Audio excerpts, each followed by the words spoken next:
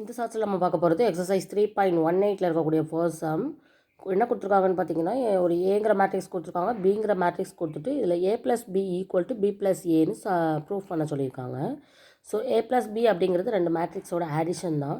So add matrix எப்படி பண்ணணுங்கிறது தெரிஞ்சால் இது ஈஸியாக பண்ணிடலாம். ஸோ ஏ ப்ளஸ் பி அப்படிங்கும்போது ஏல இருக்கக்கூடிய ஒவ்வொரு எலமெண்ட்டையும் பியில் இருக்கக்கூடிய ஒவ்வொரு எலமெண்ட்டோட ஆட் பண்ண போகிறோம். அது எப்படி அப்படின்னா, ஒரு மேட்ரிக்ஸ் அப்படின்னா A11 A12 அந்த மாதிரி தானே இருக்கும். ஸோ சேம் எலமெண்ட்டை வந்து ஆட் பண்ணுறது தான் மேட்ரிக்ஸ் ஆடிங். ஓகே, ஸோ இப்போ பார்த்திங்கன்னா இந்த ஏ ப்ளஸ் பி அப்படிங்கும்போது 1 அப்படிங்கிறது A11, இங்கே இருக்கக்கூடிய A11 வந்து 5 இல்லையா. ஸோ 1 + 5ன்னு சொல்லி போடணும். அதே மாதிரி A12 ரெண்டு மேட்ரிக்ஸில் இருக்கக்கூடிய A12 நம்ம என்ன செய்ய போகிறோம், ஆட் பண்ண போகிறோம். ரோவோட ஆட் பண்ணணும், காலமோட ஆட் பண்ணணும், அவ்வளோதான். ஸோ 9 + 7. அதே மாதிரி A21 A22 3 + 3 4 + 3 A31 A32.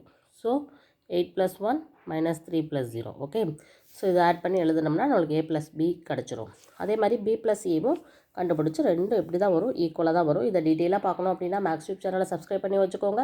10th standard சமச்சீர் மேக்ஸ் சப்ஜெக்டில் இருக்கக்கூடிய ஒவ்வொரு சமும் டீட்டெயிலாக பார்க்கலாம். Okay, thank you.